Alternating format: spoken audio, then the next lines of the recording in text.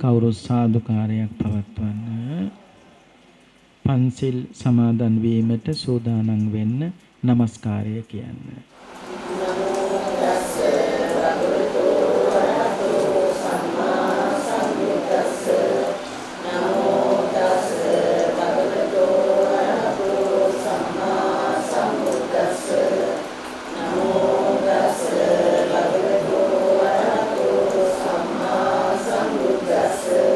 බුද්ධං සරණං ගච්ඡාමි ධම්මං සරණං ගච්ඡාමි සංඝං සරණං ගච්ඡාමි ဒုတိယံ පි බුද්ධං සරණං ගච්ඡාමි ဒုတိယံ පි ධම්මං සරණං ගච්ඡාමි ဒုတိယံ පි සංඝං සරණං ගච්ඡාමි တတိယံ පි බුද්ධං සරණං ගච්ඡාමි တတိယံ පි ධම්මං සරණං ගච්ඡාමි တတိယံ පි සංඝං සරණං ගච්ඡාමි တိสรณ ගමනං සම්පුන්නං පාණාති පාතා වේරමණී සික්ඛාපදං සමාදියාමි අදින්නාදානා වේරමණී සික්ඛාපදං සමාදියාමි කාමේසු මිච්ඡාචාරා වේරමණී සික්ඛාපදං සමාදියාමි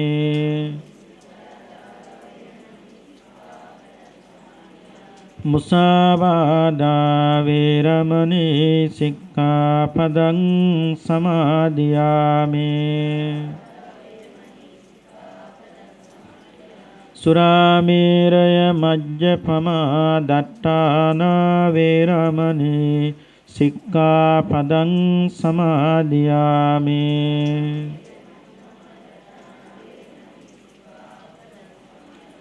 තිසරණේන සද්ධින් පංචශීලං ධම්මං සාදුකං සුරක්ඛිතං කତ୍වා අප්පමාදේන සම්පාදේත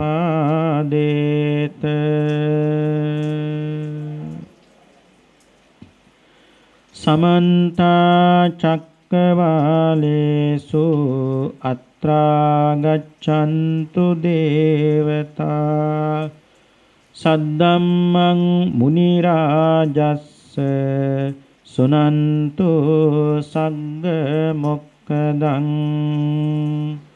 ධම්මස්සවන කාලෝ අයං බදන්තා ධම්මස්සවන කාලෝ අයං බදන්තා ධම්මස්සවන කාලෝ අයං බදන්තා නමෝ තස්ස භගවතෝ වරහතෝ සම්මා සම්බුද්දස්ස නමෝ තස්ස භගවතෝ වරහතෝ සම්මා සම්බුද්දස්ස නමෝ තස්ස භගවතෝ අරහතෝ සම්මා සම්බුද්දස්ස සංසරිත්වා ච සංසාරේ කලිතං චේ මමං තයි ආරෝචේමි මහාවීර අපරාධං කමස්සු මේති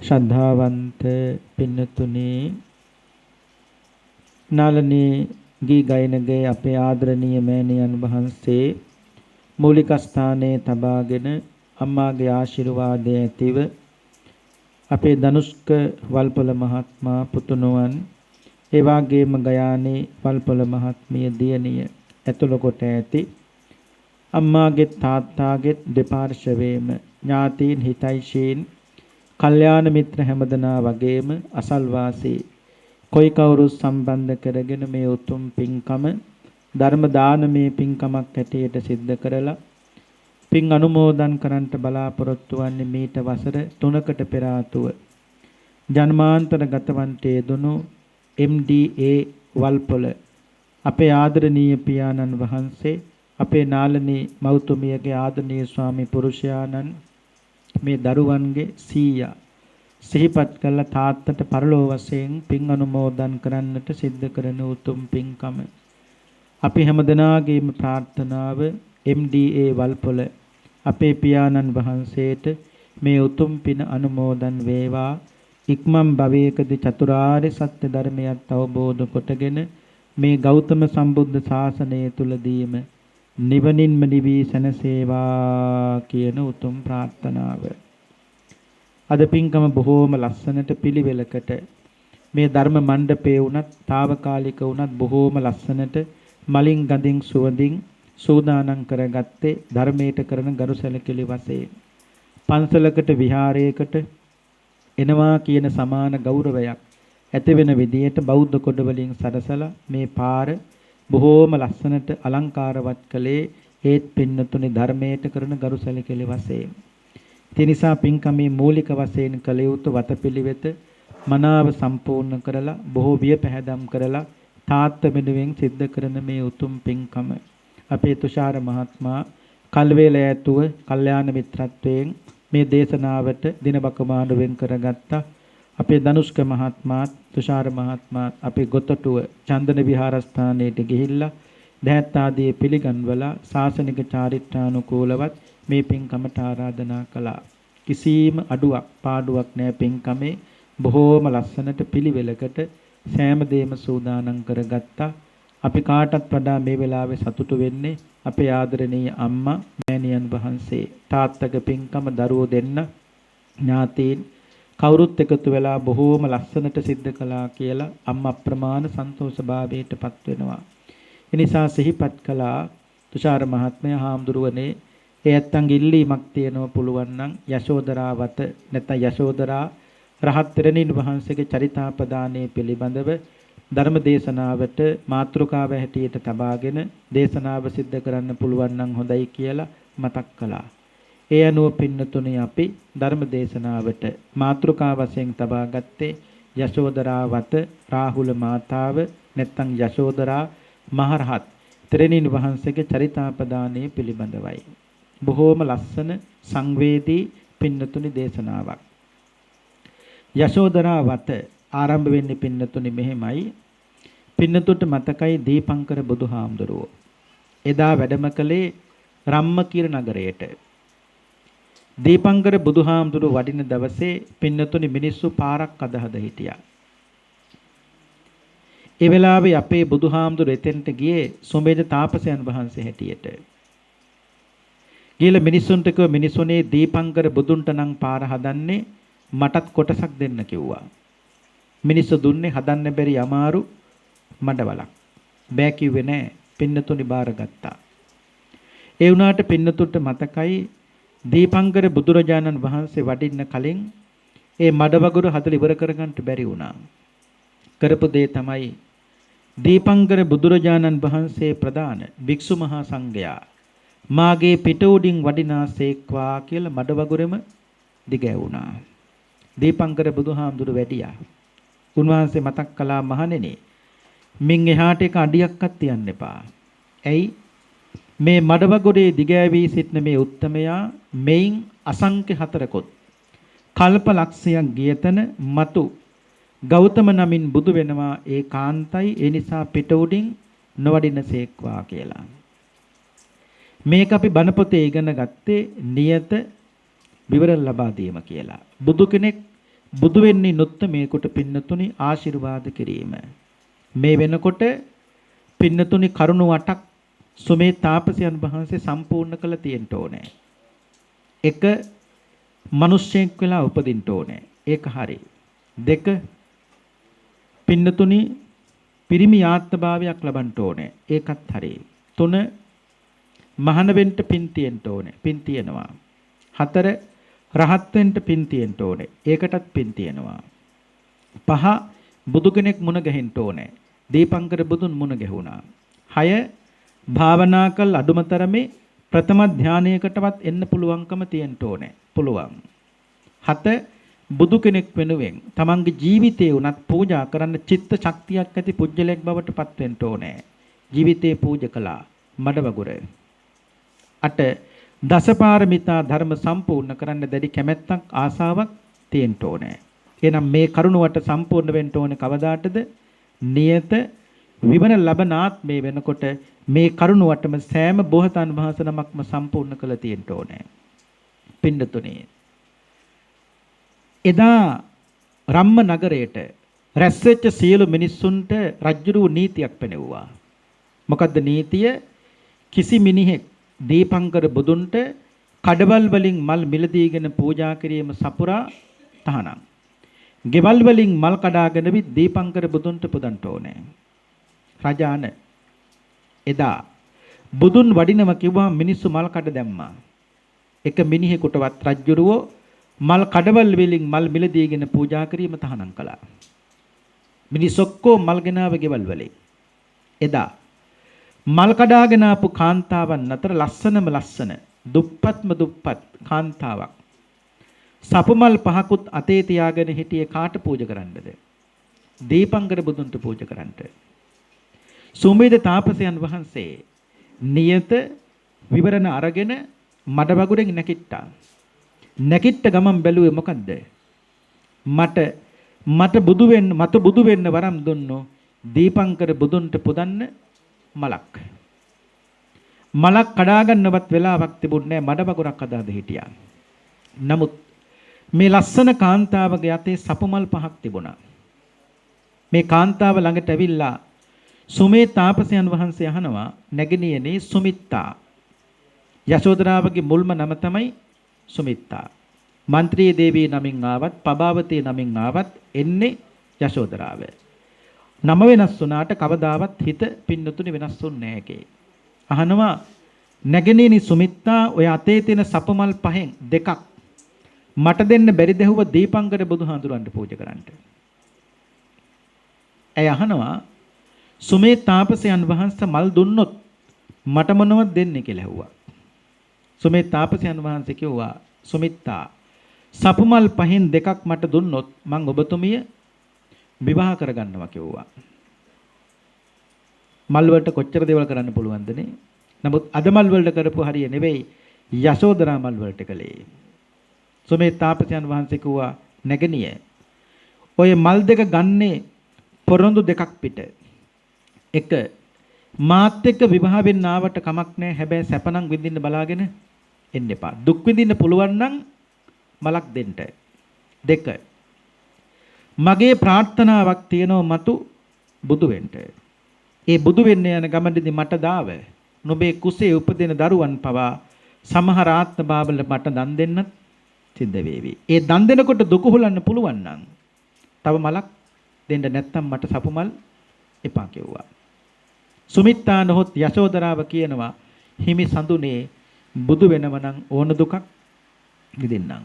බය නැතුව මේ සප්මල් දෙක අරගෙන දැන්ම දීපංකර බුදුහාඳුරන්ට පූජා කරලා බුද්ධත්වයේ ප්‍රාර්ථනා කරන්නට ඔබ වහන්සේට බුදු වෙනකන් කවුරු නැතත් මම ඉන්නවා කිව්වා. ආන්නේ තමයි පින්නතුන් කවුරුත් දන්න යශෝදරාව. ඉෂ්ටියකට මේ ලෝකෙ බුදු වෙන්න බෑ. ඒකයි දන්නවා. කාරණා දෙකක් නිසා. මොකද්ද?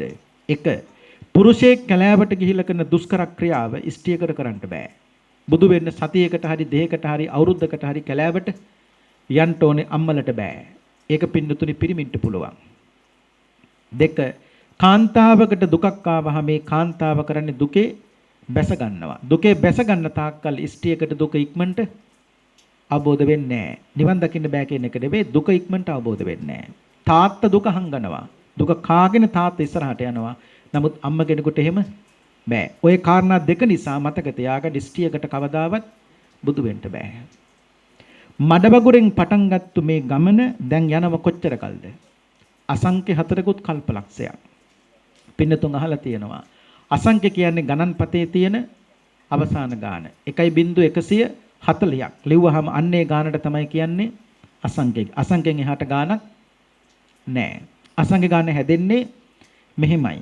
100යි 1000යි 10000යි ලක්ෂයයි කෝටියයි කෝටි කෝටියක් ප්‍රකෝටියයි ප්‍රකෝටි කෝටියක් කෝටි ප්‍රකෝටි එකයි ප්‍රකෝටි කෝටි ප්‍රකෝටි කෝටියක් නහුත එකයි අර කේන්ති කියම කියන්නේ ඒකත් ගානක් නහුත කෝටියක් නින්නහුත එකයි නින්නහුත කෝටියක් අක්කහුවනේ එකයි අක්කහුවනේ කෝටියක් බිංදු එකයි බිංදු කෝටියක් අම්බුද එකයි අම්බුද කෝටියක් නිරම්බුද එකයි නිරම්බුද කෝටියක් අහා එකයි අහා කෝටියක් අබබ එකයි අබබ කෝටියක් සෝගන්ධික එකයි සෝගන්ධික කෝටියක් උත්පල එකයි උත්පල කෝටියක් කුමුදු එකයි කුමුදු කෝටියක් පුණ්ඩරීක එකයි පුණ්ඩරීක කෝටියක් කතාන එකයි කතාන කෝටියක් මහා කතාන එකයි මහා කතාන කෝටියක් අසංඛ්‍යයි මේ ඔක්කොම පින්නතුනි ගණන් මේ වගේ අසංඛ්‍ය 4කුත් කල්පලක්ෂයක් මඩවගුරෙන් පටන්ගෙන දැන් යනව වෙස්සන්තර අන්තිමාත්මේ දක්වා. ඒ කියන්නේ මඩවගුරේ ඉඳලා වෙස්සන්තර ආත්මයට අසංඛ්‍ය 4කුත් කල්පලක්ෂයක්.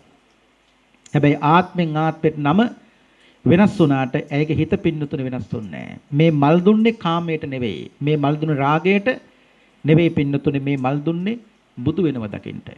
මේ තමයි පළවෙනි ජීවිතේ. මේ වගේ ලස්සන ජීවිත ගමනක් ඇවිල්ලා පින්නතොට මතකද අපි දහම් පාසල කාලේ ඉගෙන ගත්තෝ ලස්සන ආත්මයක් තිබුණා මේ දෙන්නගේ. මොකද්ද?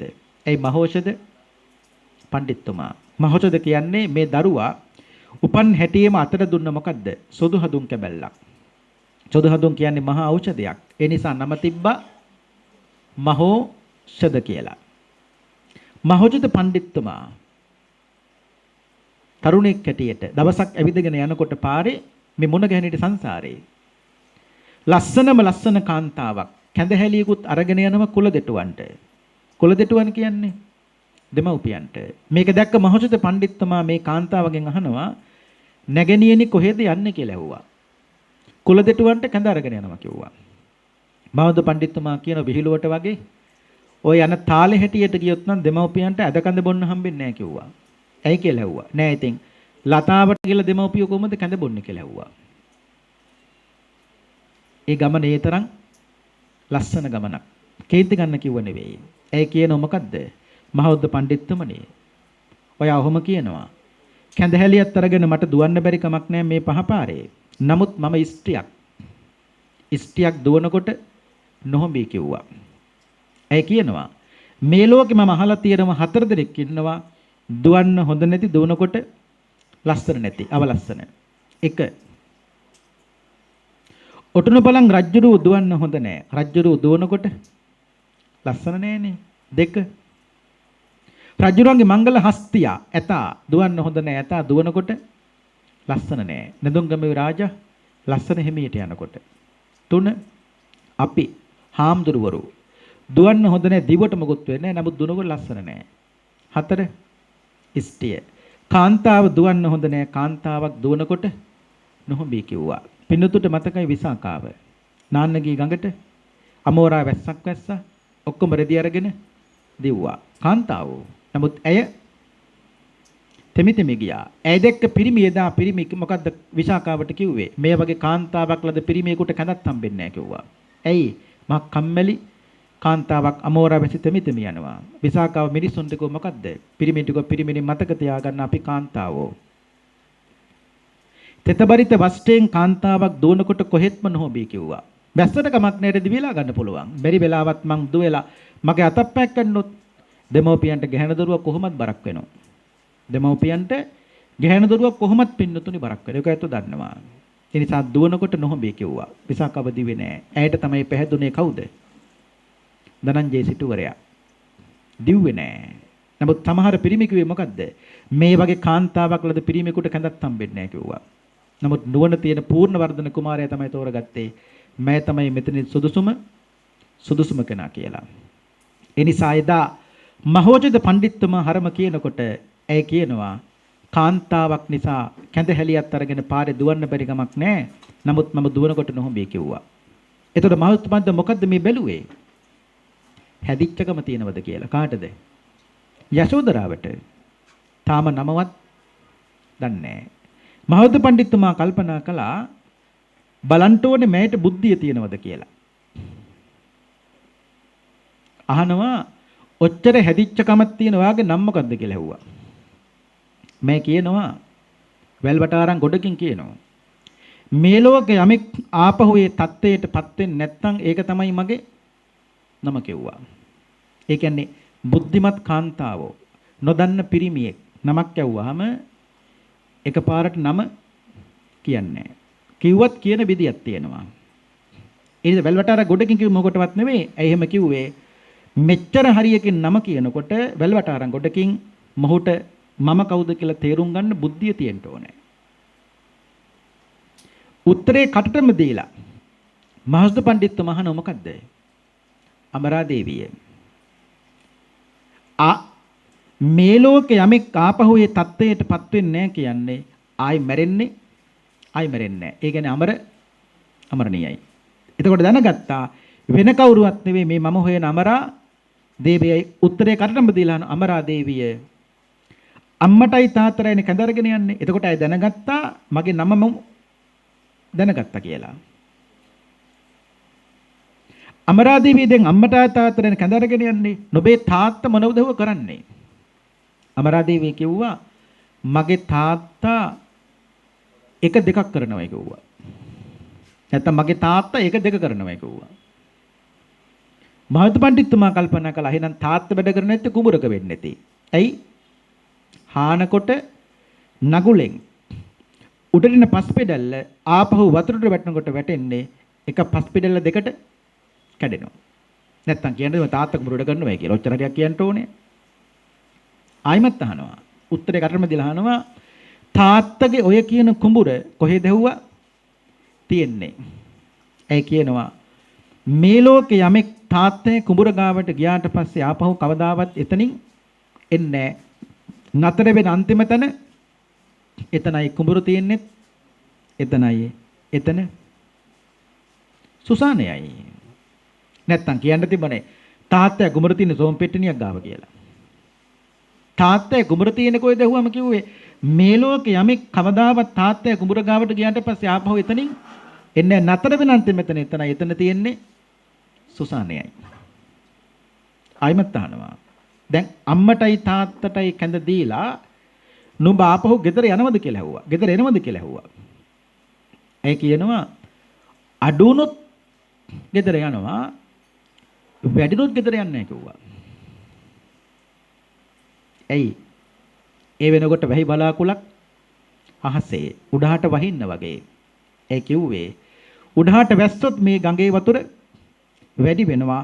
වැඩිනොත් මං ගෙදර යන්නේ අඩුණු ගෙදර යනවා කිව්වා. එයින් මහෞතුමා දැනගත්තා එහෙනම් කුඹරට යන්න තියෙන ගඟකින් එගොඩ වෙලා. දැන් බුද්ධිය නෝන විමසල අවසానයි. ඊට පස්සේ බලනවා මෙච්චර හරියක් තියෙන මෑට ඉතුරු කරන්න පුළුවන්ද කියලා.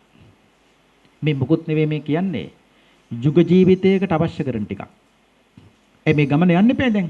බුදු වෙනකන් යන්න ඕනේ මේක. මල් දුන්නට හරියන්නේ නැහැ. පින්නතුන්ට මතකද ඉතුරු කිරීම බලපෑටි මහර්ෂි පඬිතුමා. කාන්තාවක් වුණා මිතුරු කරන්න පුළුවන් වෙන්න ඕනේ. නැති නාස්ති කළොත් එකක් චෝර භාර්යාවක් වෙනවා නැත්නම් මහා වදක භාර්යාවක් වෙනවා. එක්කම් පින්නතුන් දන්නවා. හාල් හුණ්ඩුවක් අරගෙන අත මිටි මොලවලා දීලා මහෞත පඬිතුමා අමරා දේවියට කිව්වේ මොකද්ද? මේ හාල් හුණ්ඩුවෙන් නුඹ කැඳත් හදන්න ඕනේ, බතුත් උයන්න ඕනේ, කැවුනුත් හදන්න ඕනේ කිව්වා.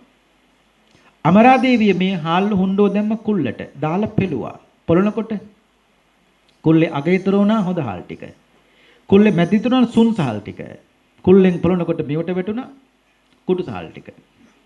අමරා දේවිය කුල්ලේ අගේතර හොඳ හාල් වලින් බත් දෙව්වා.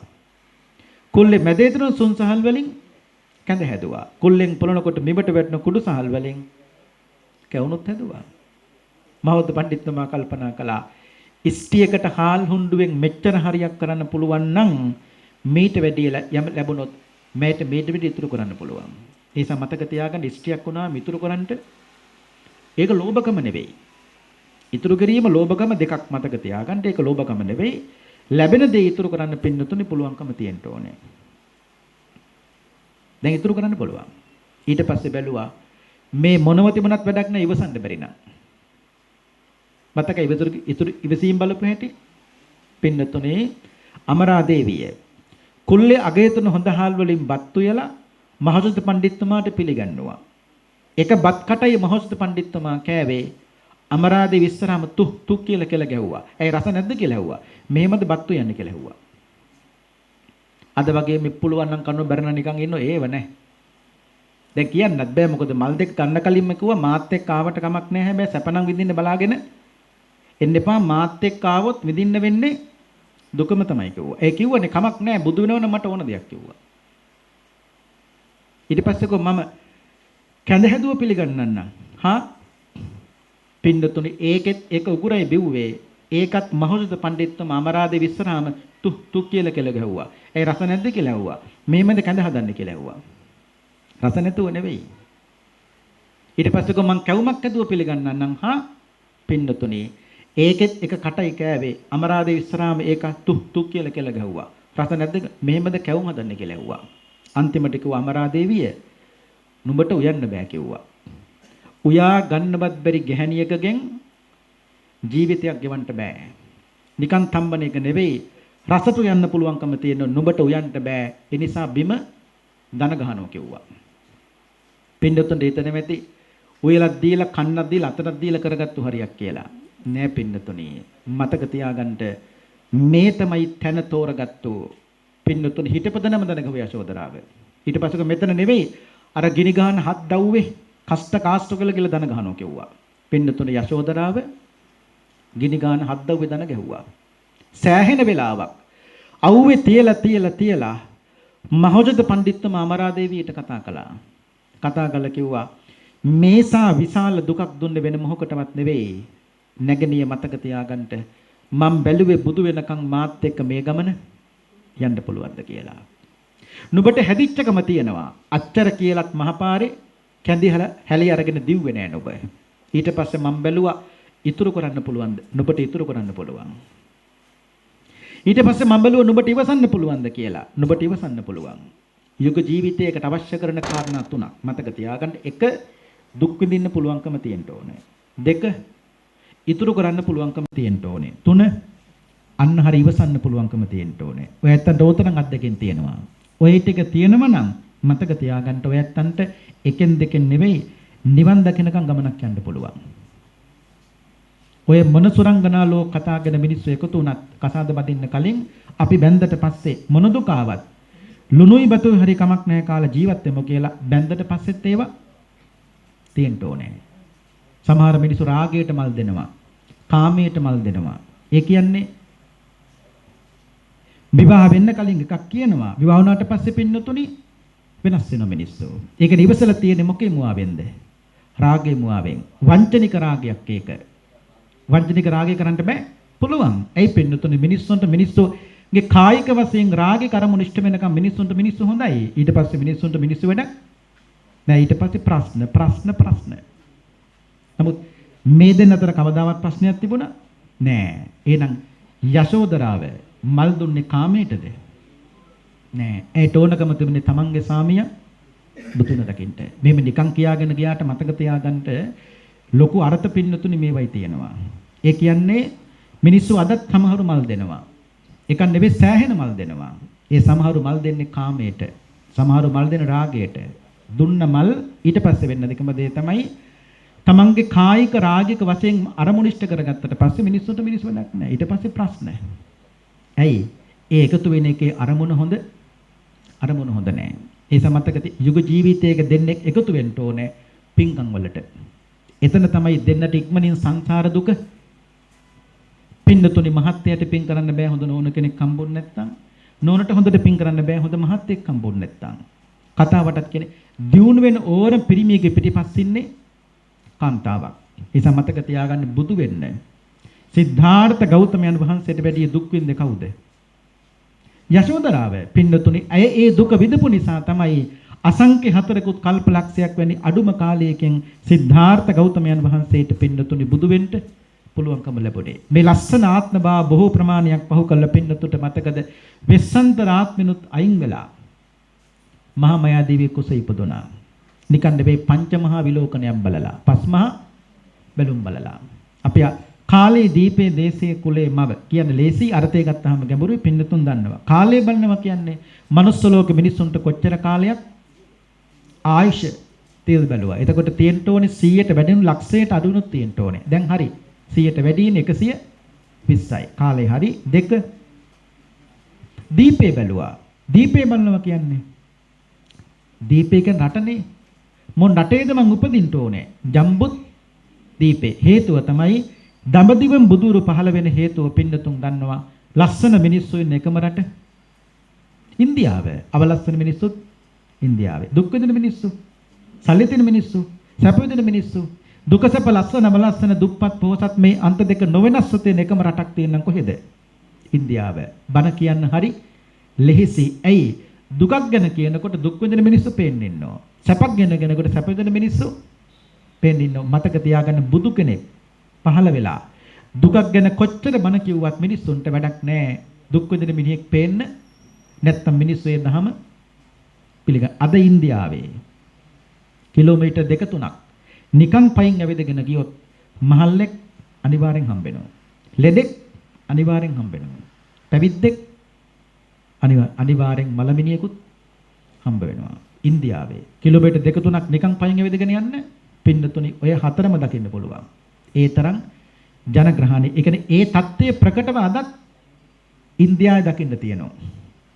ඒකයි කොයි බණ කියන්න පහසු එකම රට ඉන්දියාව. ඒ තමයි දීපේ, ජම්බුද්දීපේ, කාලේ දීපේ, ඊළඟට දේශේ. දේශේ බලනවා කියන්නේ ඉන්දියාවේ හැම ප්‍රදේශයකම බුදුරු පහළ වෙන්නේ පහළ වෙන්නේ මධ්‍ය දේශේ. ඉන්දියාවේ හරි මැද. ලුම්බිනිය තියෙන්නේ ඉන්දියාවේ මැද. බුද්ධගාව තියෙන්නේ මැද. කුසිනානා නුවර ඉන්දියාවේ මැද. සවැත් නුවර ඉන්දියාවේ මැද. විශාලා මහ නුවර, බර්ණස් නුවර බුදු කෙනෙකුට අයිති සීල පූජනීය වස්තු තියෙන ඉන්දියාවේ මැද. මධ්‍ය දේශේ දේශනාව කියන්නේ මධ්‍ය මණ්ඩලය කියලා. ඔක තමයි දේශේ බලනවා කියන්නේ. දැන් පින්නතුන් තේරෙනවා දහම්පසල කාලේ පස්මහා බැලුම් කියන්නේ කිව්වම අපි නැකටලා ඉස්කමන්ට කියන්නේ කාලේ දීපේ දේශේ කුලේ මව. නමුත් අර්ථය ගත්තාම ගැඹුරුයි. දැන් කාලයක් බැලුවා, දීපයක් බැලුවා, දේශයක් බැලුවා. ඊට පස්සේ බලනවා කුලේ. බෝසත්තුරු උපදින්නේ කුල දෙකයි. එකක් බ්‍රාහ්මණ කුලේ, අනිත් එක ශාස්ත්‍රීය රතරාජ කුලේ. එතකොට මොන කුලේද කියලා බලන්නේ කොහොමද උපදින්නේ? පින්නතුණි.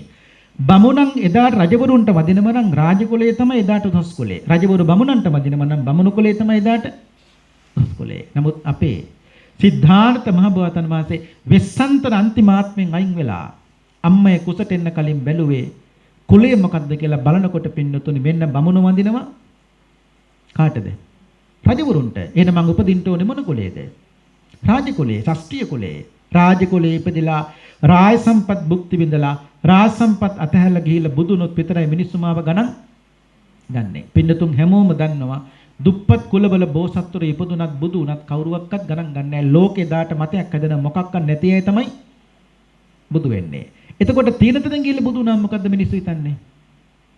පින්නතුනි තීරතන කියලා බුදු නාට පස්සේ මිනිස්සු හිතන්නේ සිද්ධාර්ථ ගෞතමයන් වහන්සේට එච්චර සම්පත්තියක්. ඒකට රම්මේ සුරම්මේ සුබ මාලිගා තුනක සපත් දාලා බුදු වෙන්න යන්න පුළුවන් වුණා නම් ඇයි අපිට බැරි? එතකොට තියෙන මිනිහත් බුදුහාඳුර ගාවට යනවා, නැති මිනිස්සයත් බුදුහාඳුර ගාවට යනවා. දැන් ඔක්කොම හරි. තව එකයි. ඒ තමයි අම්මා. බැලුවේ මගේ අම්මට කොච්චර ආශ තියෙනවද කියලා බලනකොට තිබුණේ දවස් 300කුත් දවස් 7යි. මහා මායා දේවියට. දවස් 300කුත් දවස් 300 තමයි මම මව් කුසේ ඉන්න කාලේ. දවස් 7 තමයි මම මව් කුසින් බිහි වෙලා අම්මා මේ ලෝකෙ ඉන්න කාලේ. මෙන්න මේ කියන පංච මහා විලෝකනේ බලලා සිද්ධාර්ථ මහ බෝසතාණන් වහන්සේ යශෝදරාවත් එක්ක අසංඛ්‍ය 4කුත් කල්පලක්ෂයක් එකටම ඇවිල්ලා මහා මායා දේවී කුස දැන් පිළිසඳ ගත්තා. දැන් මහා මායා දේවියේ ප්‍රകൃතියෙන්ම සිල්වත් වෙනවා. ඇයි? බෝසත් කුමාරයෙක් කුසේ ඉන්නේ. බෝසත් කුමාරයෙක් කුසට ආවට පස්සේ ඒ අම්ම අමුතුවෙන් සිල් ගන්නේ නැහැ. ප්‍රകൃතියෙන්ම සිල්වත් වෙනවා. ඒ වගේම දැන් මහා මායා දේවියට අම්මට වෙනත් පුරුෂයන් දෙස රාගෙන් බලන්න බෑ. ඒ වගේ වෙනත් පිරිමින්ට මහා මායා දේවිය රාගෙන් බලන්නත් බෑ. අපි අම්මේ කුසේ ඉන්නේ මාස 9යි. නමුත් බෝසතාණන් වහන්සේ නමක් මාස 10 පින්නතුනි මව්කුස පරිහරණය කරලා මේ ලෝකෙට බිහි වුණාට පස්සේ කුණු මල මූත්‍ර කිසිවක් නැතුව මේ ලෝකෙට බිහි වුණේ කවුද? සිද්ධාර්ථ බෝසතාණන් වහන්සේ. ඒ නිසා උන්වහන්සේ පිළිගත්තේ කවුරුන් විසින්ද? දෙවියන් විසින්. පිළි අරගෙන තමයි මහාමයා දේවියට ගිහිල්ලා කිව්වේ මොකක්ද දේවිය සතුටු වෙන්න ලැබිලා තියෙන මහේසාක්‍ය පුතෙක්. ඒ සතුටින් මහාමයා දේවිය දින 7ක් ජීවත් වෙලා පින්නතුනි කරුණිය කළා. දැන් කිරි දෙන්න අම්ම කෙනෙක් නැහැ. ඉන්නවා. ඒ ප්‍රජාපති ගෞතමී පුංචි අම්මා පින්නතුන්ට මතකයි ඒ වෙනකොට ඇයත් දරුවෙක් බිහි කරන්න බලාගෙන හිටියා කවුද? නන්ද කුමාරයා. නන්ද කුමාරයා බිහි කළා විතරයි ප්‍රජාපති ගෞතමියගේ දෙදෙනාට කිරියරුණා. ඇය කරපු දේ තමයි තමන්ගේ කුසින් බිහි වෙච්ච නන්ද කුමාරයා කිරිමවුන්ට දීලා අක්කේ කුසින් බිහි වෙච්ච සිද්ධාර්ථ කුමාරයාට කිරි දුන්නා. ඒ කිරි දෙනකොටත් ප්‍රජාපති ගෞතමිය කියන පුතේ අම්මා නැති කිසි මඩුවක් මන් ඔබට කවදාවත් දැනෙන්නවත් ඉඩ තියන්නේ නැහැ. බුදු වෙනකන් බොන්න මේ දෙතනේ ඕන තරම් කිරි තියනවා. මේ කිරි බීලා හරිකමක් නැහැ පුතේ ඉක්මනට බුදු වෙයන් කිව්වා. පින්නතුන්ට මතකද කෙටියෙන් මේ කියන්නේ සිද්ධාර්ථ කුමාරයා පුංචි අම්මගේ දෙතනින් කිරි උරාගෙන බීලා අන්තිම ජීවිතේ අවුරුදු 16 දී මතු සසරේ කවදාවත් හමු නොවේවා කියන පැතුමත් එක්ක යශෝදරාවත් එක්ක විවාහ වුණා. මේ අන්තිම ජීවිතේ අවුරුදු 13ක් සිද්ධාර්ථ කුමාරයා යශෝදරාවත් එක්ක ලස්සන ජීවිතයක් ගත කළා. අවුරුදු 29 දී සිද්ධාර්ථ කුමාරයා ගිහිගේ අතහැරියා. අවුරුදු 35 දී සිද්ධාර්ථ ගෞතම නමින් සම්මා සම්බුද්ධත්වයට පත් වුණා. දැන් ප්‍රජාපති ගෞතමයට ඉන්නේ බුදු වෙච්ච පුතෙක්. යශෝදරාවට ඉන්නේ බුදු වෙච්ච ස්වාමියෙක්. මල් දුන්න එක සාර්ථකයි, කිරි දුන්න එකත් සාර්ථකයි. මතක තියාගන්න එදා මාලිගාව හිස්සුණු බව පින්නතුන්ට මතකයි. ඇයි? නන්ද කුමාරයාත් මහාන වුණා, රාහුල කුමාරයාත් මහාන වුණා, සුද්ධෝදන රජු පිනිවන් පෑවා. දැන් ඉන්නේ කාන්තාව දෙන්නෙක් විතරයි. ප්‍රජාපති ගෞතමියයි යශෝදරාවයි. එදා තමයි මාලිගාවේ හිස් බව දැකලා යශෝදරාව පුංචි අම්මට ප්‍රජාපති ගෞතමගේ පුංචි අම්මේ අපි දෙන්නත් මහාන වෙමු.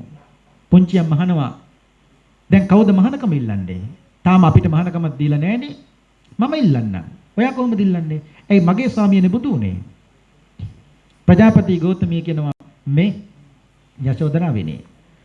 මට මතකනේ සිද්ධාර්ථ කුමාරයා ගිහි කාලේ ඉන්නකොට ඉන්න හිටිය හැටි. දවසට මූණ බලාගෙන ගෙදර වචන දෙකක් කතා කරගන්න බෑ. දැන් බුදු වෙලානේ. දැන් ගිහලා කොහොමද මහානකමක් ඉල්ලන්නේ? සිද්ධාර්ථ කුමාරයා ගෙදර ඉන්න කාලේ යශෝදරාවට දවසට මූණ බලාගෙන සිද්ධාර්ථ කුමාරයාත් එක්ක වචන දෙකක් කතා කරගන්න බෑ. ඒ වගේ දැන් ගිහලා කොහොමද මහානකමක් ඉල්ලන්නේ? මේට වෙලා ඉන්න මම ඉල්ලන්නම් මහානකම. පුංචිම කොහොම ඉල්ලන්නේ? ඇයි මමනේ කිරි දුන්නේ. කිරි දුන්න මට නොදැන දෙයක් නෑ. එහෙනම් පුංචි අම්මා යන්නකෝ. ගියා. පින්නතුන්ට මතකයි ප්‍රජාපති ගෞතමිය බුදුහාඳුරු ගාවට ගිහිල්ලා කියන බුදු පුතේ මමයි මේ දෙතනින් කිරි දුන්නේ ස්ටීන්ට මහානකම දෙන්න කිව්වා.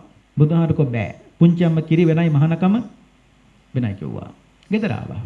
යශෝදරාව හරි ආසාවෙන් බලන් හිටියේ පුංචි අම්මා මහාන වෙනකන්. ඇයි Tamanටත් මහාන වෙන්න පුළුවන් නේ? බැරි වුණා. පින්නතුන්ට මතකද කාලයක් යනරලා මෙහෙම දෙවෙනි වතාවටත් ඇය ප්‍රජාපති ගෞතමිය ගිහිල්ලා කිව්වා මගේ අක්කා ඔබ වහන්සේගේ අම්මා නැති වෙච්ච වෙලාවේ මමයි මේ දෙතනින් කිරි දුන්නේ ස්ටේන්ට මහානකම දෙන්න බෑ කිව්වා. ප්‍රතික්ෂේප කළා. මේ ඔක්කොම වෙලා පින්නතුන්ට මතකයි ආනන්ද හඳුරන්ගේ මැදිහත් වී මත ස්ටේන්ට මහාන උපසම්පදාව ලැබුණා. හැබැයි බුදුහාමුදුරේ එදා මතක් කළා මතක තියාගන්න ආනන්ද මේකට මම කොහෙත්ම කැමති නෑ. නමුත් ආනන්ද එකක් මතක තියාගන්න අනාගතයේ ස්ත්‍රී පක්ෂය වැඩි වෙනවා. දැනුත් එහෙමනේ. ස්ත්‍රී පක්ෂය වැඩි වෙනවා, පුරුෂ පක්ෂය අඩු වෙනවා. ස්ත්‍රීන්ට මහානකම දුන්නොත් භික්ෂුණී ශාසනය බහුල වෙනවා. ඒක වැඩිපුර මහාන වෙන්නේ ස්ත්‍රීන්. එතකොට භික්ෂුණී ශාසනය බහුල වෙනකොට භික්ෂු ශාසනය අඩු වෙනවා. එතකොට මතක තියාගන්න ආනන්ද භික්ෂුණීන් වැඩි වුණොත් මේ ශාසනයේ අයිතිය දෙන්න ඕනේ කාටද? භික්ෂුණීන්ට. ඒ බහුතරේ වැඩි නම් බලය වැඩි එතනටනේ ආනන්ද. එතකොට වෙන එකම දේ තමයි භික්ෂුණීන්ගේ අතට මේ ශාසනය ගිය දවසට අදර්වාදීන් බලවත් වෙනවා. ධර්ම විකෘති කරන අය.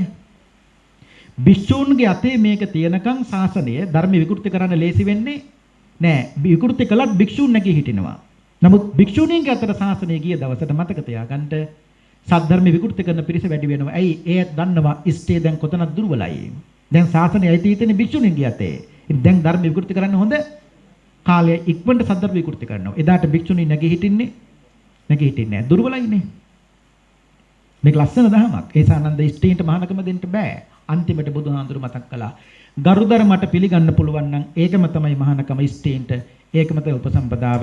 ගරුදර මට මතක් කළාට පස්සේ තමයි ප්‍රජාපති ගෞතමිය මතක් කළේ බුදු පුතේ ආනන්ද හාමුදුරුවනේ මගේ දිවි තිබෙන තුරාවට නොව මේ සම්බුදු සසුන පවතින තුරාවට. ඔය ගරුදර මටින් එකකින්වත් භික්ෂුවකට වැඩක් වෙන්න මං ඉඩ තියන්නේ නෑ කියලා පොරොන්දු වෙනවත් එක්කම තමයි ස්ටේන්ට මහා උපසම්පදාව ලැබුණේ. දැන් ප්‍රජාපති ගෞතමිය භික්ෂුණියක් පැවිදි වුණා, රහත් වුණා, මහ රහත් වෙන්න බැරි වුණා. යශෝදරාව මහණ වුණා, රහත් වුණා, මහ රහත් වුණා. පුංචියම්ම රහත් වුණා, යශෝදරාව මහ රහත් වුණා. වෙනසක් තියෙනවනේ. මොකද්ද? රහත් මහ රහත්. යශෝදරාව මතක තියාගන්න අද අපේ දේශනාවේ කතානායිකාව ප්‍රජාපති ගෞතමිය රහත් භික්ෂුණියක්. ඇය යශෝදරාව මහ රහත් භික්ෂුණියක්. ඒක වෙනස කියන්නේ ගොඩක් කළා නේ. ඒක මතක තියාගන්න ප්‍රජාපති ගෞතමිය රහත් භාවයට පත් වෙලා අවුරුදු 120 දී පුංචි අම්මා බුදුහාඳුරු ගාවට ගියා. කියලා කියන ලස්සන ගාථාවක්. ඒ අවසාන ගාථාව. අහං සුගත තේ මාතා.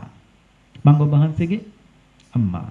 පංච වීර පිතාමම. නමුත් ඔබ වහන්සේ මගේ තාත්තා. එතකොට කිරිදුන්න අම්ම කොහොමද බුදුහාඳුරන්ට තාත්තා කියන්නේ? බුදු පුතේ මමයි මේ දෙතනින් කිරි දුන්නේ. මගේ දෙතනින් කිරි බීලා ඔබ වහන්සේ පෝෂණය වුණා. පෝෂණය කළා. ඒ නිසා මම ඔබ වහන්සේගේ අම්මා. නමුත් ඔබ වහන්සේ දහම් කිරිපෙන් පොළ මාව සනසුව පෝෂණය කළා. ඒ නිසා ඔබ වහන්සේ මගේ තාත්තා. ඒ නිසානේ බුදු පියාණෝ කිව්වේ. නමුත් බුදු පුතේ මට දැන් 120යි අවුරුදු. මම හෙට නිවන් පුරයට යනවා. ඒ කියන්නේ මම හෙට පිළිවන් පානවා. යසෝත් ප්‍රජාපතිගේ ඉල්ලීමක් කළා. මට ඔබ වහන්සේගේ ලස්සන ශරීරය දැන් බලන්න ඕන කිව්වා. ඒ නිසා බුදු පුතේ කරුණාකර සිවුර පහත් කරන්නට මට ඔය ලස්සන ශරීරය බලන්න. මොකද මගේ දෙතනින් කිරි බීලයි ඔබ වහන්සේගේ ලස්සන ශරීරය පෝෂණය වුණේ. බුදුහාරු සිවුර පහත් කළා. මේ සිවුර පහත් කළා.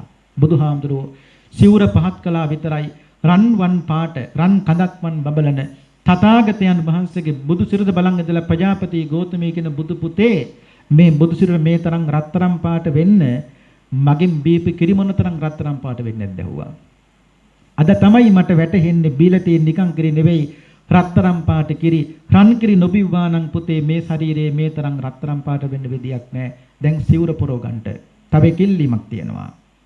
ඒක තමයි පුංචි කාලේ මගේ දෙතරින් කිරි උරාගෙන බොනකොට අනිත් අතින් අනන්තවත් ඔය සිරිපොල් දෙක ස්පර්ශ කළා. නමුත් බුදු නාට පස්සේ මම අල්ලලා ඉඹලා කවදාවත් වැඳලා නැහැ කිව්වා. ඒ නිසා මට දැන් සිරිපොල් දෙක හිතේ හැටියට වඳින්න ඕන කිව්වා. පින්නතුනේ එදත් පින්නතුන්ට මතකද බුදුහාමුදුරුවෝ සිවුරස්සේ සංගවාගෙන හිටපු සිරිපොල් දෙක ඉදිරියෙන් තිබ්බහම ප්‍රජාපති ගෞතමී සෑහෙන වෙලාවක් බුදුහාමුදුරන්ගේ සිරිපොල් දෙක ඉඹල වන්දනා කළ අන්තිමට කියන බුදු පුතේ මේ සිරිපතුල් දෙකේ තාමත්මයි කිරිසුන් තියනවා කිව්වා. බුදුනාට කමක් නැහැ. ඔබ වහන්සේ මතක තියාගන්න ඔබ වහන්සේගේ ඇඟේ තාමත් දුවන්නේ මගෙන් බීපු කිරිබල ශක්තියයි කිව්වා. එකක් මතක තියාගන්න ඔබ වහන්සේට මම පෙව්වේ ලේ විතරක් කිරි බවට පත් කළ නෙවෙයි මගේ ඇටකටු දිය කර මම ඔබ වහන්සේට පෙව්වේ. ඒ නිසා ඔබ වහන්සේගේ ඇටකටු කූඩුවක් අස්ති පංජරයක් ඔබ වහන්සේගේ හැදුනේ. ඔබ වහන්සේගේ අම්මා මගේ අක්කා නැති වෙච්ච වෙලාවේ මේ දෙතනින් කිරි නොදුන්නා නම් අද ඔබ වහන්සේ බුදු පදවිය නෑ මතක තියාගන්න. ඔබ වහන්සේ නැති අම්මා නැති වෙනකොට ඔබ වහන්සේට දවස් 7යි මතක තියාගන්න. මගේ දරුව වෙනුවෙන් ගිරිච්ච කිරි තමයි මම ඔබ වහන්සේට දුන්නේ. එකක් මතක තියාගන්න මේ ජීවන ගමනේ බොහෝ ආත්ම භවවල මමයි ඔබ වහන්සේගේ අම්මා. ඔබ වහන්සේ මතක තියාගන්න ඔබ වහන්සේට වගේ මටත් තියෙන පුබ්බේ නිවාසානුඥානෙ. ඔබ වහන්සේට වගේ මටත් තියෙන චතුප්පාත ඥානෙ. ඔබ වහන්සේට වගේ තමයි මටත් තියෙනවා ආසවක්ඛ්‍ය ඥානෙ. ත්‍රිවිධය ඇයටත් තිබුණානේ. කාටද? ප්‍රජාපති ගෞතමියට. ඇයි කියනවන් පින්නතුනේ බොහෝ ආත්ම භාවවල මමයි ඔබ වහන්සේගේ අම්මා. ආත්ම භාව දෙක තුනකද විතරයි මට ඔබ වහන්සේගේ අම්මා වෙන්න බැරි උනේ. මතක තියාගන්න අවසාන ජීවිතයේ ඔබ වහන්සේ බිහි කරන්න මට පින් නැති වුණාට ඔබ වහන්සේට කිරි දෙන්න මට පින් තිබුණා. මේ කිරි දුන්නු දෙතන අදත් බුදුහාමුදුරනේ හරි වාසනාවන්තයි. ඇයි? දරුවෝ 3 දෙනෙකුට කිරි දුන්නු අම්ම කෙනෙක් මම, එක්කෙනෙක් මගේ දුව. කවුද? ඇයි නන්දා? ඒ නන්දා කුමාරිකා වෙන කාගේවත් නෙමෙයි පින්නතුනේ ප්‍රජාපති ගෞතමිය. අපි දන්නේ පුතා විතරයි නන්ද කුමාරයා. මම පුතාටත් කිරි දුන්නා. මගේ දුවටත් කිරි දුන්නා. මගේ දරුවෝ දෙන්නට වඩා මේ දෙතෙනින් කිරි බේ ඔබ වහන්සේ මතක තියාගන්න. ඒ නිසා තමයි අපේ තාත්තා අපි දෙන්න මමයි අක්කයි විවාහ කළ දෙනකොට කුල දෙකකට මිනිසු දෙන්නෙකුට දුන්නේ නැහැ. එකම මහත්තයෙකුට සුද්ධෝදන රජුලන්ට විවාහ කළ දුන්නේ වෙන මොහොකටවත් නෙවෙයි.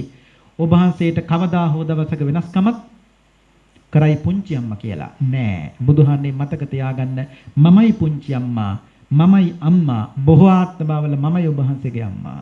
එකක් මතක තියාගන්න ඔබ වහන්සේ තව එකක්. ඔබ වහන්සේට මන් දුන්නේ පෙව්වේ තණ්හාව නැති කරන කිරි. තෘෂ්ණාව නැති කරන කිරි පෝපු නිසා තමයි මිනිස්සුන්ගේ තෘෂ්ණාව නැති මෙදි විදිහට ඔබ වහන්සේට බණ කියන්න පුළුවන්කම ලැබුණේ. ඒ ඔක්කොම කියලා අන්තිමට කියනවා දැන්වත් පිරිනිවන් පාන්න අවසර දෙන්න කිව්වා මට. එදා තමයි පින්නතුන්ට මතකයි බුදුහාඳුරු පසුගමන් කළා. පෙරගමන් නෙවෙයි. පසුගමන් කළා. පසුගමන් කරලා ප්‍රජාපති ගෞතමිය සියලු සංස්කාරයන් අනිත්‍යභාවයේ මෙනෙහි කරමින් දෙනෙත් පියාගෙන නිවන් පුරයට වැඩම කරපු දවසේ පින්නතුට මතකයි තනිකර සඳුන් වලින් චිතකේ හදලා සෑය හදලා ප්‍රජාපති ගෞතමියගේ දේහය දැව්වා. එළි වෙනකන් බුදුහාමුදුරෝ දේහේ පිච්චෙනකන් හිටගෙන වැඩ හිටියේ එතන. චිතකේ ගාව. එළි වෙනකොට ගින්න නිවුන දේහේ පිච්චුණා. ඔන්න බලන්න පින්නතුන් අහලක් තියෙනවා. බුදුහාමුදුරෝ තමන් වහන්සේ දානේ බලඳපු පාත්‍රය දුන්න කාටද? ආනන්ද හාමුදුරුවන්ට. දීලා කිව්වා ආනන්ද මට ලේ ටික කිරි කරගෙන දුන්න පුංචි අම්මගේ දේහේ දැන් පිච්චිලා අවසానයි. ආනන්ද මේ බුදුන් දානේ වළඳන පාත්‍රයයි මේ පාත්‍රයට ආනන්ද මගේ පුංචි අම්මගේ සියලු භස්මාවශේෂ ධාතුන් වහන්සේලා එකතු කළා මට මගේ අතටම ගෙනත් දෙන්න කිව්වා. මේ ලෝකේ මොන පුතාද මොන දරුවද අම්ම නැති වුණා කියලා අම්මගේ අලු ටික එකතු කළාද කන පිඟානට? නැහැ. මේ ලෝකේ මොන සාමීන් වහන්සේද අම්ම නැති වුණයි කියලා අම්මගේ භස්මාවශේෂ එකතු කළාද වළඳන පාත්‍රයට? එකතු කරන්නෙත් නැහැ. මතක තියාගන්න අම්මත් නොවුණු පුංචි අම්මගේ සියලුම ධාතුන් වහන්සේලා භස්මාවශේෂ එකතු කළේ බුදුහාමුදුරුවෝ දානේ වළඳපු පාත්‍රයට. එකතු කළා ආනන්ද හඳුරු ගෙනත් දුන්නා. බුදුහාමුදුරු මතක් කළා ආනන්ද පුංචි අම්මගේ ධාතුන් වහන්සේලාගෙත් මට කිරිසුවඳ එනවා කිව්වා.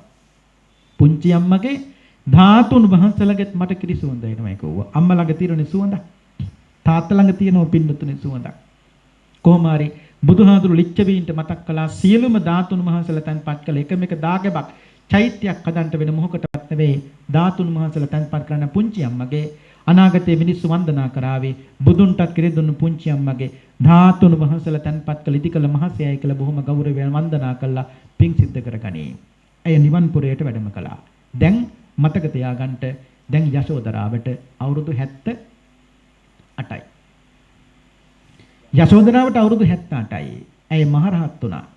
යශෝදරා මහරහත් තරණිය අවුරුදු 78 දී පුංචි අම්ම පිරිනිවන් පෑවට පස්සේ ඇය වැඩියා ගිජ්ජකූට පර්වතයට. බුදුහාර වැඩි හිටියේ ගිජ්ජකූට පර්වතේ. ගිහලා බුදුහාඳුරන්ගෙන් බණ ඇහුවා. ඇයට විතරක් නෙවෙයි එදා භික්ෂුණීට විශේෂ අනුශාසනාවක් බුදුහාඳුරු කළා ගිජ්ජකූට පර්වතයේදී. ඒ බණහලා අවසාන බණහලා ගිජ්ජකූට පර්වතයේදී ඇය ආව කුටියට. කවුද? යශෝදරාව. එදා එළි වෙනකන් ඇයි නිදාගත්තේ නැහැ. බණහලවිල්ලා. ඇය කල්පනා කළා මීට කලින් පෙර ශාසනවල බුදුරුන්ගේ ප්‍රතිවතාවද පිරිනිවන් පෑවිස්සෙල්ලා නැත්තම් බුදුහාමුදුරුවද? ඇයට වැටහුණා මොකද්ද? ඕනම ශාසනයක බුද්ධ ශාසනයක බුදුන්ට කලින් බුද්ධ ප්‍රතිවතාව නිවන් පුරයට යනවා. සියලු දේ කල්පනා කළා බණහල අවසන් වෙලා ඊට පහුවෙනිදා උදේ යශෝදරාව යනවා කාගාවටද? බුදුහාමුදුරු ගාවට. ඇය නම් ඉතින් ප්‍රජාපති ගෞතමිය වගේ නෙවෙයි. ඇය ලොකු වචන ටිකක් පාවිච්චි කළා. ඇය යශෝදරා මහරහත්තරණිය බුදුහාඳුරු ගාවට ගිහිල්ලා කියනවා මේ ඔබ වහන්සේ හිතන්න එපාකෝ මේ තනියෙන් බුදු වුණා කියලා. මාවැනි සත්පුරුෂ කාන්තාවක් නොහිටින්න අද ඔබ වහන්සේ බුදු පදවියේ නෑ. මට දැන් 78යි. ඔබ වහන්සේ මතක තියාගන්න ඔබ වහන්සේටත් දැන් 78යි. ඔබ වහන්සේටත් 78යි මටත් දැන් 78යි. අපි දැන් එක දවසේ ඉපදුනේ. එක දවසේ ඉපදුනාට එක දවසේ පින්වන් පාන එක සුදුසු නෑ. මම බැලුවා මීට කලින් බුද්ධ ප්‍රතිවතාව පිරිනිවන් පාලා බුද්ධ ප්‍රතිවතාව ඉස්සෙල්ලා පිරිනිවන් පානවා. හැබැයි මට ඔබ වහන්සේට කියන ටිකක් තියෙනවා. කියන්නේ මට ඔබ වහන්සේගේ සමාව ගන්න ඕනේ. වෙන කිසිම ආත්මයකට නෙවෙයි. අපි දෙන්නගේ අන්තිම ආත්මෙට. මම නිවන් පුරයට යනවා. මොකක්ද අන්තිම ආත්මේ? වෙස්සන්තරාත්මේ. වෙස්සන්තරාත්මෙට මට සමාව ගන්න ඕනේ. ඇයි කියලා ඇහුවා. ඇයි? මගේ දරුවෝ දෙන්න දන් දුන්නු වෙලාවේ මං නරක නපුර වචනෙන් ඔබ වහන්සේට බැන්නා. ඒ ලස්සනයි වෙස්සන්තරාත්මේ දිග හරිනව යශෝදරා බුදුන් ඉදිරියේ එයාටත් තිබුණේ පුබ්බේ නිවාස ඇය කිව්වනේ මඩවගුරු ඉඳලා වෙස්සන්තරාත්මෙටයි වෙස්සන්තරාත්මල මඩවගුරටයි එහාටයි මෙහාටයි දෙකට මට සිහි කරන්න ඔබ වහන්සේ මතක තියාගන්න එදා ඔය කකුල් දෙකේ තිබුණේ මඩ මම තමයි හිතාගත්තේ කවදා හෝ දවසක මේ කකුල් දෙකේ මඩ ඉවත් කළ මේ කකුල් දෙක ශ්‍රීපතුලක් බවට පත් කළ වඳිනක වඳිනෝමයි කියලා. අද මිනිස්සු පෙරලි පෙරලි වඳින්නේ මා විසින් මඩ ඉවත් කළ ශ්‍රීපතුල් දෙකයි කිව්වා. එකක් මතක තියාගන්න ඔබ වහන්සේ ස්වාමීනි වෙස්සන්තර අන්තිමාත්‍ය වහන්සේ වෙස්සන්තර මහරජුරෝ මම මන්ත්‍රී දේවිය ඔබ වහන්සේට මතකද වෙස්සන්තර ආත්මේ සුදුම සුදු ඇත්පැටවෙක් ලැබුණ දෙවියන්ගෙන් තෑග්ගක් හැටියට ඔබ වහන්සේගේ ධාර්මික පාලනය නිසා ඇත්තයි පින්නතුනේ ධාර්මික පාලනයක් තියෙනකොට ඒ ලංකාවේ පින්නතුන් අහලා දෙන සිරිපාද අඩවියේ සුදුම සුදු ඇත්පැටවෙක් හිටියා සිරිපාද අඩවියේ සුදුම සුදු ඇත්පැටවෙක් හිටියා අපේ මිනිස්සුන්ගේ නොසන්ඩාල කම්බලට ඒ සුදු ඇත්පැටව සිරිපාද අඩවියෙම මරුවා එදා ඉඳලා තමයි ලංකාවට මේ ටික උනේ මතකද සුදු වැත්පැටව මේ මනුස්ස ලෝකයේ ඇතින්නියන්ට දා උපදින්නේ නැහැ පින්නතුනි ධාර්මික පින් ඇති මහ රටකට දෙවියන්ගෙන් ලැබෙන තෑග්ගක් ඌත් මැරුවා සිරිපාදෙදී නමුත් වෙස්සන්තර මහ රජු මොකද කළේ ඒ සුදු වැත්පැටව කලිගුරු රජුරවන්ට දන් දුන්නා එදා තමයි මිනිස්සු කුපිත වුනේ යශෝදරා මේ කියන්නේ කතාව එදා මිනිස්සු කුපිත වෙච්ච වෙලාව ඔබ වහන්සේට මතක තාත්තා ඔබ වහන්සේට පුතේ වෙස්සන්තර දැන් රජකම් කරන්න හම්බෙන්නේ නෑ පුතේ උඹ ඵලයන් කලාවට මන්ත්‍රී දේවියයි කෘෂ්ණ ජිනාවයි ජාලියයි දරුවෝ දෙන්න මම බලා ගන්න. තාත්තගේ ඔබ වහන්සේට මතකයි? ඔබ වහන්සේ මොකද කළේ? තාත්තගේ කීම අහලා මාවත් දාලා දරුවෝ දෙන්නත් දාලා වනවදින්ට කැලෑවට යන සූදානම් වුණු මොහොතේ ඔබ වහන්සේට මතකද මන් දරු පැටවු දෙන්න උරහිස් එකේ දරාගෙන පිටිපස්සෙන් මාව ඒ ආවි ස්වාමීනි මතක තියාගන්න කැලෑවට ආවේ භ්‍රමචර්යාවට අන්තරාවක් කරන්න නෙවෙයි ඔබ වහන්සේගේ බුදු පදවියට උදව් කරන්නයි කිව්වා. නමුත් එදා ඔබ වහන්සේ මොකද කළේ? මං ඒ දරුව දෙන්නට පළවෙලාගෙන කැලෑවට ගිය සුළු මොහොතට කොහෙවත් නැතුව ඉඳලා ආපු ගොරහැඩි ජූජක බමුණෙකුට මගේ ලස්සන දරුපටව දෙන්න දන් දුන්නා. එදා ඒ දරුව දෙන්න දන් දෙනකොට මේ මිහිතලයේ පවා කම්පා වුණා. ඇයි ඔබ වහන්සේගේ හදවත කම්පා වුනේ නැත්තේ? මං දරුව දෙන්න පළවෙලා හොයාගෙන ආවා. මං ඇවිල්ලා මොකද්ද ඔබ වහන්සේගෙන් ඇහුවේ? ඔබ වහන්සේ මට කිව්වා දේවිය බුද්ධත්වයේ පතා දරුව දෙන්න දන් දුන්න අය දැන් සාදු කියලා පින් අනුමෝදන් වෙන්න කිව්වා. ඔන්න ඔබ වහන්සේ මට කියපු ටික. මට පිනක් මතක් වුණේ නැහැ. අර මහගන කැලෑවේ පඳුරක් ගානේ මන් දරුව දෙන්න හෙව්වා. ඒත් මට හොයාගන්න බැරි වුණා. අන්තිමට සිහිසුන්බ ඔබ වහන්සේගේ පාමුල මම ඇදගෙන වැටුණා. ඒ ඔක්කොම මතකයි ඇයට. ඔබ වහන්සේගේ පාමුල ඇදගෙන වැටුණා මම. අන්තිමට ඔබ වහන්සේ මගේ ඔළුවට ගගා මට මොකද්ද කිව්වේ? දේවිය දුක් වෙන්න එපා. ඔය ජාලිය අනාගතේ නුඹේ කුසේ රාහුල නමින් උපදිනවා කිව්වා. ස්වාමීනි මම ඔබ වහන්සේගෙන් අහන්නේ මොකක්වත් නෙවෙයි. ඒ දරුවෝ දෙන්න දන් දෙන වෙලාවේ මහ පොළොවත් කම්පා වුණා. ඇයි දෙයනේ ඔබ වහන්සේගේ හදවත කම්පා වුනේ නැත්තේ? ඒ දරුවෝ දෙන්න දන් දෙනකොට මගේ පුතා ඔබ වහන්සේට කියලා තිබුණා සිහිය ඇතුවම කියලා තිබුණා තාත්තේ දෙනවනම් මම දෙන්න. තාත්තටනේ බුදු වෙන්නනේ. නංගි තියාගන්න තාත්තේ මම යන්නම්. එදා ඔබ වහන්සේ පුතාට මොකද්ද කියලා තිබුණේ? පුතේ උඹ විතරක් දීලා තාත්තට බුදු වෙන්න බෑ. පුතේ දෙනවනම් නුඹයි නංගි දෙන්නම දෙන්න ඕනේ. පුතේ පිං සිද්ධ වෙයි. අම්මා එන්න කලින් නංගිත් අරගෙන ඉක්මනට යන්න තාත්තට බුදු වෙන්න. පුතේ යම් දවසක මේ තාත්තා සම්මා සම්බුද්ධත්වයට පත් වෙනවද එදාට මේ ලෝකේ සියලුම දරුවන් සසර දුකෙන් නිදහස් කරන මොහොතේ පුතේ නුඹයි නංගි දෙන්නම සසරින් නිදහස් කරනවා කිව්වා. බොරු කියලා දරුව දන් දුන්නේ. හරිනේ. ජාලිය උනේ රාහුල කෘෂ්ණ ජනා උනේ උප්පලවන්න. එදා ජාලිය උනේ අද මේ ශාසනේ රාහුල පුංචි හාමුදුරුවෝ එදා කෘෂ්ණ ජනා උනේ අද මේ ශාසනේ ලස්සන භික්ෂුණිය කවුද? උප්පලවන්න. ඒ ඔක්කොම කියලා කියනවා දරුව දෙන්න දන් දෙන වෙලාවේ මහ පොළවත් කම්පා වුණ එකේ ඇයිදයනේ හදවත කම්පා වුනේ නැත්තේ. නමුත් ස්වාමීනි එදා ඒ කිව් දෙයට නරක නපුරු වචලින් මං ඔබ වහන්සේට බැන්නා. ස්වාමීනි දැන නෙවෙයි නොදැනමයි බැන්නේ. ස්වාමීනි ඒ සියලු වරදට ඕකාසකමාමි වෙස්සන්තරාත්මෙට සිදුණු සියලු වරදට මට සමාවනසේක්වා. එකක් මතක තියාගන්න ජීවන ගමනක් ආවා වදක භාර්යාවක් වුණේ මං ඔබ වහන්සේට. ජීවන ගමනක් ආවා චෝර මං ඔබ වහන්සේට කිසිම දෙයක් කවදාවත් හොරගම් කළේ නැහැ.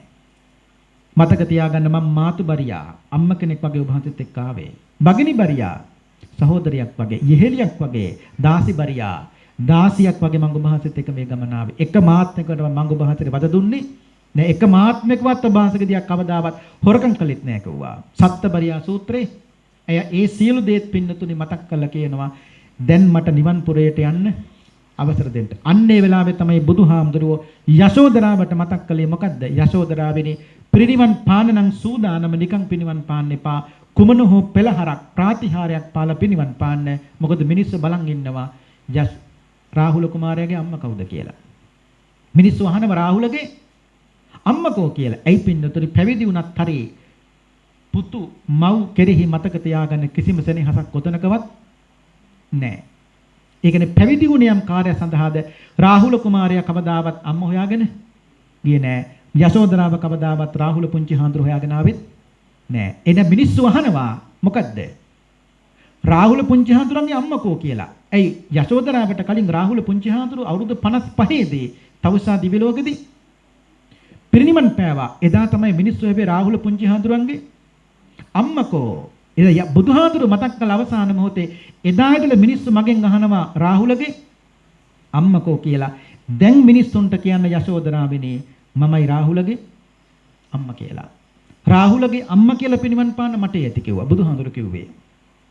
නිකන් කියන්න බෑ. මේ ලස්සන ලිල්වන් අහසේ පෙළහර පානකොට මිනිස්සු කියන්න පටන් ගත්ත මොකද්ද?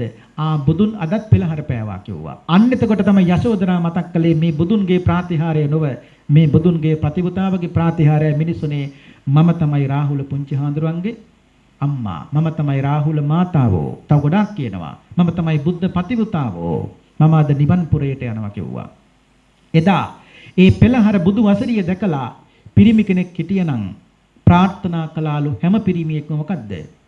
මේ වගේ ලස්සන ප්‍රතිපදාවකගේ පිරිමියෙක් වෙන්න පුළුවන් කොච්චර හොඳයිද කියලා. එදා ඒ පෙළහර දැපු කාන්තාව ප්‍රාර්ථනා කළාලු මොකද්ද? මේ යශෝදරාවට වගේ මේ වගේ ලස්සන සාමියෙක් හැමදාම ලැබෙනවා නම් කොච්චර හොඳයිද කියලා. ඒ තරම් බුදුවසරියක් පෙළහරක් පින්නතුනි පෑවා. මතක තියාගන්න යශෝදරාව බුදුහාමුදුරුවන්ට මැදලා ලස්සන ඉල්ලීමක් කළා. ප්‍රාර්ථනාවක් කළා. මොකද්ද? බුදුහාන්නේ මේ ලෝකේ ඕන රහතන් වහන්සේ කෙනෙකුට මහරහතන් වහන්සේ කෙනෙකුට අවසාන මොහොතේ අදිෂ්ඨානයක් කරන්න පුළුවන්. ඒ අදිෂ්ඨානයේ බුදු කෙනෙකුට වෙනස් කරන්න බෑ. මම අදිෂ්ඨාන කරනවා ප්‍රාර්ථනා කරන මොකද්ද? බුදුහාමුදුරුවනේ මම පිරිනිවන් පෑවට පස්සේ මගේ දේහය දැවීමෙන් පසු ඉතුරු වෙන එකම එක ධාතුන් වහන්සේ නමක්වත් කෙලෙස් සහිත එක මිනිහෙකුටවත් අල්ලන්ට නොහැකි වේවා කියලා මම ප්‍රාර්ථනා කරනවා කිව්වා. යශෝදරා අධිෂ්ඨාන කළා කෙලෙස් සහිත එක මිනිහෙකුටවත් මගේ එකම ධාතුන් වහන්සේ නමක්වත් අල්ලන්ට නොහැකි වේවා කියලා. බුදුහාරු අහනවා ඇයි ඔයාගේ ධාතුන් වහන්සේලා අල්ලන්න එපා කියන්නේ පිරිනිවන් පෑවට පස්සේ? යශෝදරාව කියනවා මෙතන ඉන්න ගොඩක් අය හිතන් ඉන්නවා කිව්වා මං ඔබ වහන්සේට සුමේ තාපස කාලේ මල් දුන්නේ රාගයට මිසක බුදු වෙන්න නෙවෙයි කියලා.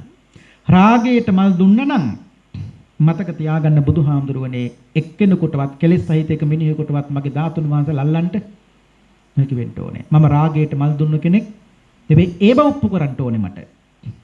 ඒ නිසා මතක තියාගන්න යශෝදරාව නැවත බුදුන් ඉදිරියට ඇවිල්ලා කියනවා අසංඛ්‍ය හතරකුත් කල්පලක්ෂයක් තිස්සේ තිබුණු බැඳීම අදින් සදහටම අවසానයි. මේ බැඳීම අදින් සදහටම නිමා වෙනම කවදාවත් ඔබ වහන්සේට මේ යශෝදරාව තවත් දකින්න හම්බෙන්නේ නිවන් පුරයට යනවා. පින්නතුනි යශෝදරාව පිරිනිවන් පෑවත් හරි දේහේ ආදාහනය කළත් හරි මතක තියාගන්න අදිෂ්ඨානය අනුව යශෝදරාවගේ එකම එක ධාතුන් වහන්සේ නමක්වත් කෙලෙස් සහිත එක මිනිහෙකුටවත් අල්ලන්න බැරි වුණා. සෝවන් නැටත් බෑ. ඇයි? පින්නතුනි සෝවන් නැත් කෙලෙස් සහිතයිනේ. සකු르දාගාමීන්ටත් බෑ. දෙවියන්ටත් බෑ. ඇයි? පින්නතුනි දෙවියනුත් කෙලෙස් සහිතයිනේ. මතක තියාගන්න යශෝදරාව පිරිනිවන් පෑවත් හරි දෙවියන් බලාගෙන හිටියා. යශෝදරාවගේ එකම එක ධාතුන් වහන්සේනමක් කර අරන් එනවා කොහෙටද? දිවි ලෝකෙට. බැරි වුණා. අන්තිමට දෙවියන් අරගෙන ගියේ යශෝදරාවගේ දේහය දවල පුච්චල ඉතුරු වෙච්ච අලු ටිකක් විතරයි. ඒ අලු අරගෙන ගිහිල්ලා තමයි දෙවියන් දිවි ලෝකෙ හැදුවේ යශෝදරා මහසෑය නමින් සෑයක්. අදත් දෙවියන් ඒ යශෝදරා මහසෑයට වන්දනා කරනවා. අපේ නාමෙන්වත් දිවි ලෝකේ අද සෑයක් නැහැ. අම්මලා සතුටු වෙන්න. යශෝදරාවගේ නාමයෙන් අද දිවි ලෝකේ අම්මලාගේ නාමයෙන් දිවි ලෝකේ සෑයකුත් තියෙනවාද? මොකටවත් නෙවෙයි මතක තියාගන්න බුදු කෙනෙක් නැහැ පින්නතුල යශෝදරාව නැත්තම් බුදු කෙනෙක් නැහැ ප්‍රජාපති ගෞතමිය නැත්තම් මතක තියාගන්න අම්මලට බැරි බුදු වෙන්න විතරයි. එකක් මතක තියාගන්න පුරුෂයෙක් කලාවට ගිල දුෂ්කර ක්‍රියාව අම්මලට කරන්න බෑ. අනිත් එක තමයි දුකක් ආවා අම්මා දුකේ දැස ගන්නව නිවන් දකින්න බාධාවක් නැහැ. බුදුවරු බිහි කරන්නෙත් අම්මා, පසේ බුදුරු බිහි කරන්නෙත් අම්මා. මතක තියාගන්න රහතුන් බිහි කරන්නෙත් අම්මා. මේ දේශනාව තුළ ඉෂ්ටියකට අප්‍රමාණ පින්නතුනි වටිනාකමක් වෙනවා අම්මලට. මේක ලස්සන දේශනාවක්. ඒ නිසා යශෝදරාවත රාහුල මාතාව ඒ යශෝදරා මහරහතරණින් වහන්සේගේ නාතුණු මහන්සලා තන්පත් කළ ඉදිකල මහ සෑයනට අපගේ වන්දනීය නමස්කාරයම වේවා කියලා සාදු කියලා ප්‍රාර්ථනා කරන්ට බොහොම ශ්‍රද්ධාවෙන් පැයක් මේ උතුම් දේශනාව ශ්‍රවණය කළා. අද පින්කම බොහොම ලස්සනයි. පන්සලකට විහාරයකට බොමලුවකට ආවාහා සමාන ගෞරවයෙන් තමයි මේ හැමදෙනාම මේ ගෙදරට ආවේ. ඒ තරම් ලස්සනයි කිව්වේ බෞද්ධ කොටි දාලා සරසලා මේ ධර්මාසනෙවත් වෙනම මේ මණ්ඩපය මලින් ගඳින් සුවදින් සකස් කළේ වෙන මොහොකටවත් නෙවෙයි ධර්මයට කරන ගනුසුවල වශයෙන්. මේ තමයි පින්කම. මේ තමයි පින්කම. මේ තමයි වියුත්තේ. ඒ තරම් පින්නතුනි සෑම දිනාගේම සිත් තුළ බුද්ධාලම්බන ප්‍රීතිය ඇති වෙන මේ උතුම් පින්කමෙන් රැස් කරගත් මේ උදාාරතර පින අපේ නාලනේ ගී ගයනගේ ආදරණීය මෑණියන් වහන්සේගෙත් ඒ වාගේම ධනුෂ්ක වල්පොල මහත්මයා අපේ පුතුණුවන්ගෙත් ඒ වාගේම ගයානි වල්පොල මහත්මිය දියණියගෙත් ආදරණීය තාත්තා MDA වල්පොල අපේ ආදරණීය පියාණන් වහන්සේට මේ රැස් කරගත් උදාාරතර පින අනුමෝදන් වේවා. ඉක්මන් භවයකදී චතුරාර්ය සත්‍ය ධර්මයත් අවබෝධ කොටගෙන මේ ගෞතම සම්බුද්ධ ශාසනය තුලදීම නිවනින්ම නිවී සැනසෙත්වා කියන පැතුමෙන් ඥාතීන්ට පින් දෙමු. ඉදම්මේ ඥාතීනං හෝතු සුඛිතා හුන්තු ඥාතයෝ ඉදම්මේ ඥාතීනං හෝතු සුඛිතා හුන්තු ඥාතයෝ ඉදම්මේ ඥාතීනං හෝතු සුඛිතා හුන්තු ඥාතයෝ. දෙවියන්ටත් පින් දෙමු. ආකාසට්ටා ච බුම්මට්ටා දේවානාගා මහිද්దికා පුඤ්ඤන්තං අනුමෝදිත්වා චිරං රක්ඛන්තු ශාසනං. ආකාසට්ටා ච බුම්මට්ටා දේවානාගා මහිද්దికා පුඤ්ඤන්තං අනුමෝදිත්වා චිරං රක්ඛන්තු දේශනං. ආකාසට්ටා ච බුම්මට්ටා දේවානාගා මහිද්దికා පුඤ්ඤන්තං අනුමෝදිත්වා චිරං රක්ඛන්තු ත්වං සදා. පින්නතුනි වන්දනා කරගන්ට ඉල්ලීමකට අනුව යශෝදරාවත බොහෝම ශ්‍රද්ධාවෙන් ශ්‍රවණය කළා. මේ දේශනාවට ආරාධනා කළ අපේ තුෂාර මහත්මයාටත් වයෝවෘද්ධව සිටින අපේ ආදරණීය නාලනී ගී ගයනගේ අපේ ආදරණීය මෑණියන් වහන්සේටත් අපේ ධනුෂ්ක මහත්මයාට එවාගේම ගයානි මහත්මනියටත් පින්කමට උදව් උපකාර කළ සම්බන්ධ වුණු බෞද්ධ කොටි දමන්ට මේ මල්ලාදියෙන් මේ ධර්ම මණ්ඩපය බොහෝම ලස්සනට සකස් කරන්නට වෙහෙස මහන්සි වෙලා කටයුතු කළ සෑම දෙනාටත් පින්කමට ආශිර්වාද කළ කොයි කාටත් සෙතක් වේවා, ශාන්තියක් වේවා, යහපතක් වේවා, සතර දලදා වහන්සේගේ රැකවරණයේ ආශිර්වාදය ලැබේවා. කරන කියන ව්‍යාපාර කටයුතුත් ਸਰව ප්‍රකාරයෙන් සාර්ථක කරගන්නට අටමස්ථාන 12 මස්ථාන පූජනීය ස්ථානවල අනන්ත ආශිර්වාදය ලැබේවා. ද්‍රෝණයක් සරුවක්ක ධාතුන් තැන්පත් කොට ඇති රුවන්වැලි මහ සෑයේ අනන්ත ගුණ බලයේ ආශිර්වාදය ලැබේවා. ඒ පිහිටෙන් පින්වත් හැමදෙනාම නිදුක් වෙත්වා, නිරෝගී වෙත්වා, සුවපත් වෙත්වා, දීර්ඝායු සම්පන්නියම ලැබේවා කියලා ආශිර්වාද වන්දනා කරගන්න. අභිවාදන සීලිස්ස නිච්ඡං බුද්ධාපචායනෝ චත්තාරෝ ධම්මා වද්දන්ති ආයුවන්නෝ සුඛං බලං ආයුරාෝග්‍ය සම්පatti සංඝ සම්පatti මේවච අතෝ නිබ්බාන සම්පatti හිමින